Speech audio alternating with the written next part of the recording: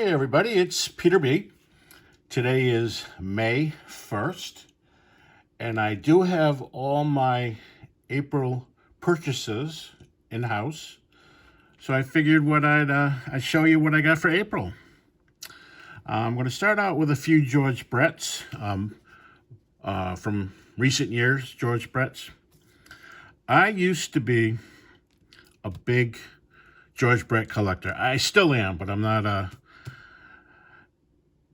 as gung-ho as I used to be. I was probably a serious George Brett collector, same as John Wade Boggs fan is a White Bugs collector. Any card issued for George Brett in the 70s through 90s, I would have to run out and purchase. I wanted a complete George Brett run, all cards, all card companies. If it was made, I'd want it. And in the 90s, when they started doing so much stuff and putting in so many relics and one of 10s, one of 5s. I don't know if they did 101s back then, but it was hard, and that kind of frustrated me. I couldn't get them all, so I kind of left the hobby for a while because of it. And when I came back. I always continued doing pre-war, but that was it. And when I came in, thanks to YouTube, I am now doing pretty much everything. Not necessarily new stuff, but new stuff like this. So I'm still collecting George Brett. I have binders full of George Brett cards going back to rookie all the way up to where I left, and then some backfill in when I came back to the hobby. And these are newer cards, so I figured I'd get them. Now, in the old days, I would have to get every single one, even if it's a very low number. I'd have to get it. Not so much. I just want a few, and I'm happy. George Brett was, growing up, and still is my favorite player. So these are 2024 from Topps, 35th anniversary cards. I got it in blue. I got it in white. I got it in black.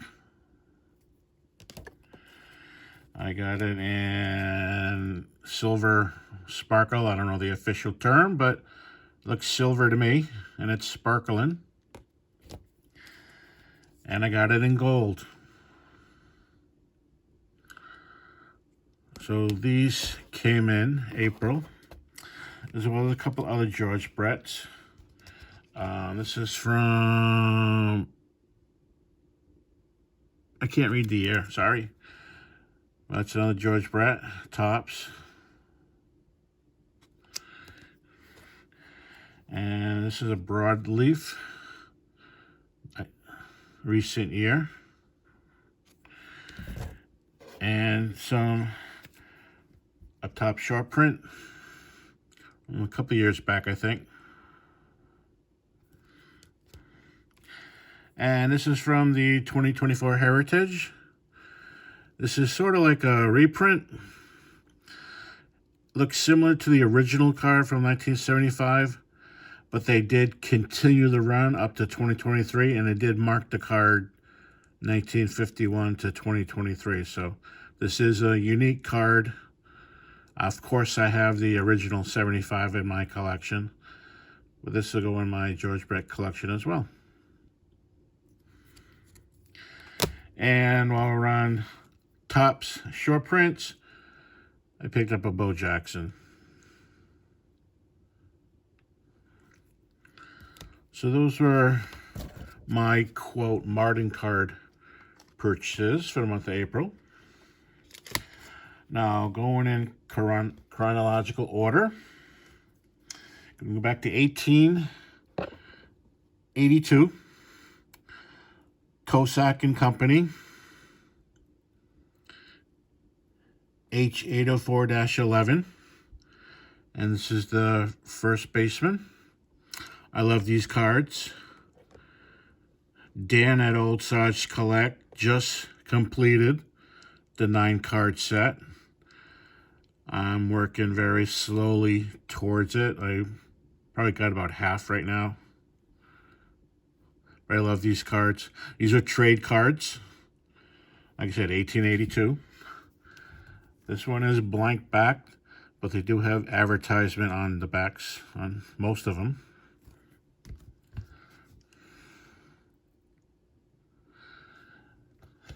Now we're going to go to the 1880s. This is an Arbuckle coffee card, trade card. And they did a series of games from different countries. And this one is Scotland. And they're showing the Scottish games.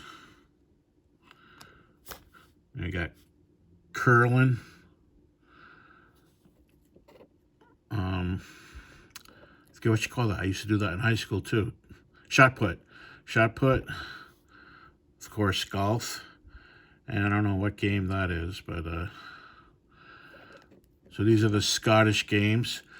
Once again, Dan Oldsarge Collects. He just picked up the USA version, and it's a beautiful card. And I've been looking for it. They're rather expensive. This one's cheap, but the American Games card, because it includes baseball, is expensive, but it is a beautiful card, and that is on my want list.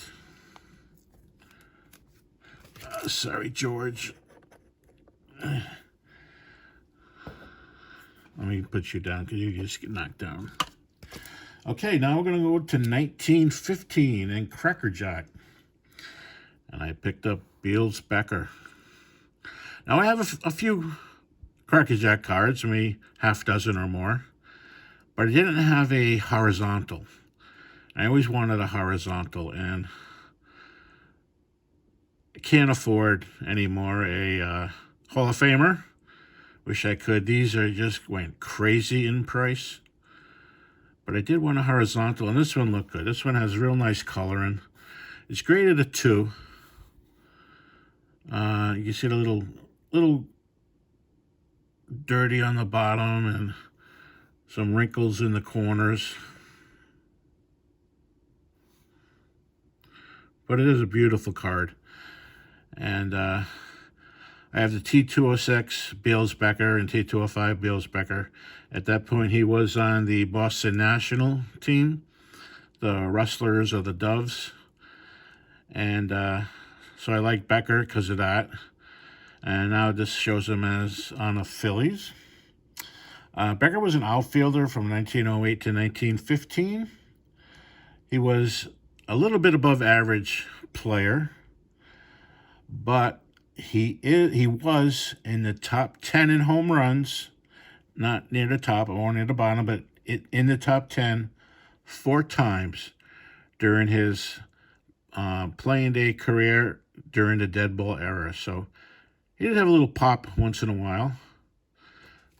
And this is a 1915 because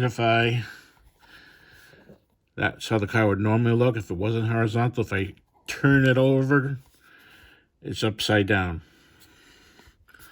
The 1914s wouldn't be upside down. They'd be same orientation as the front. But the 1915s are upside down.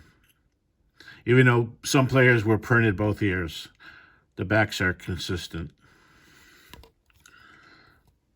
So this is a great card added to my collection, the biggest one of the month.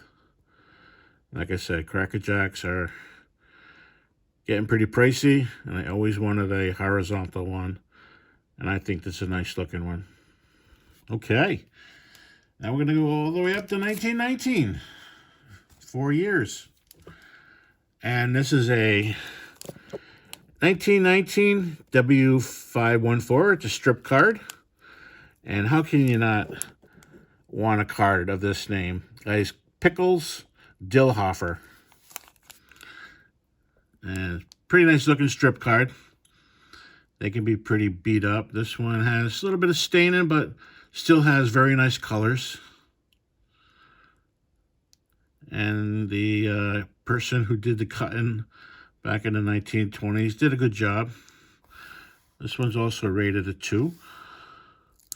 And of course, like any strip card, has the blank back.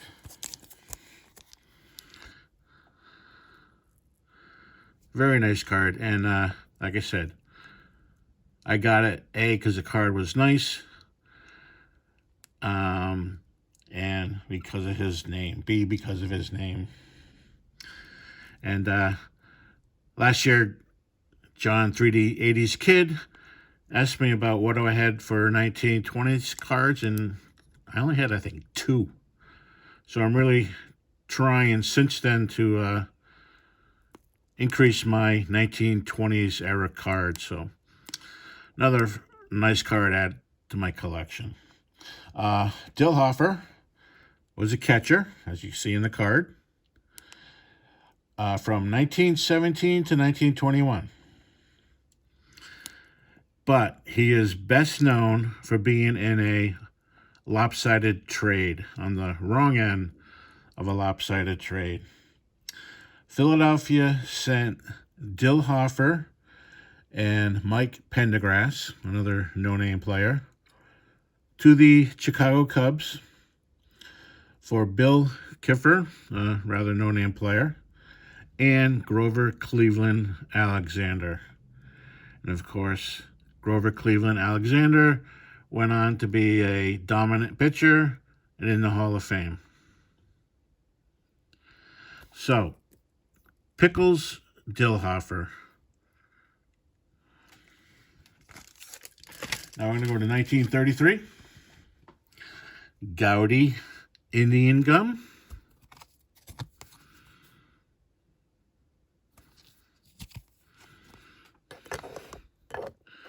And this is Mrs. Merrill. And she is seen here on the back of the card. It tells apparently her husband was hurt during an Indian raid. And so while her husband was lying on the floor, unable to defend the home, as the Indians would try to come in a hole in the door, she would chop them up to pieces with an axe until they finally stopped. It was an inexpensive card. Pretty cool scene. I wanted an Indian Gum card. And it also similar to a story in my family. Now, I don't know the details. And my family weren't pioneers. We were in the New England area at all times.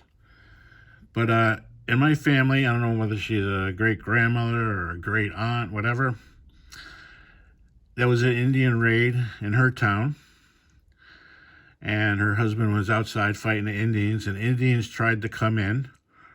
And so she told her kids, she took over a big, heavy cooking pot, you know, the pot they put on fire and stir like a witch's brew pot.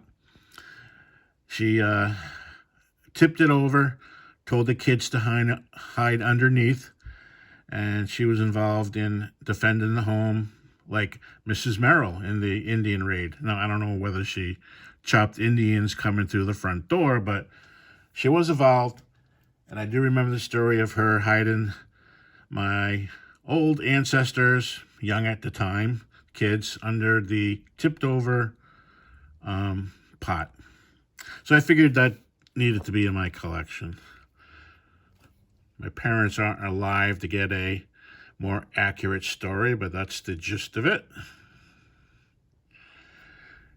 And now we're going to go to 1959. And this is the Three Stooges card. And of course, you have to get Curly.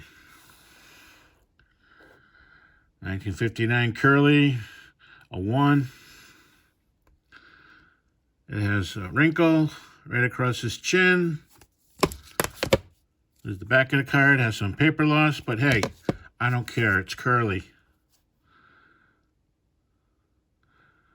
I loved the Three Stooges growing up. I used to watch them after school in reruns in the Boston area. They played them for the kids after school to watch. And Curly, of course, like many, is my favorite. And I never had this card, so now Curly is in my collection. And the last thing I got, I bought a book. It had good reviews.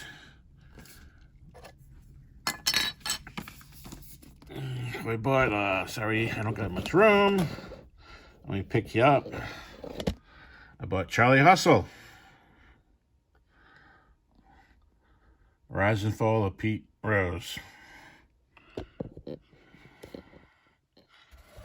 And if anyone has watched other videos of mine, you know, buying a book is an excuse to buy a baseball card as the bookmark. So this is a 1985 Rent to Glasgow card. I don't know what the sheet looked like. It's not thin material, so I don't think it was a page, but it was like thinner than normal baseball card sheet. And obviously the cards on the other side were cut out, this being one of them. Pete Rose with his famous headfirst slide.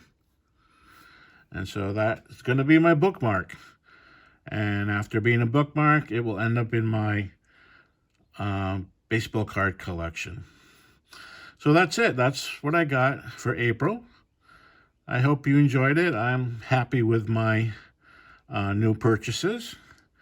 And everybody, have a fantastic May 1st.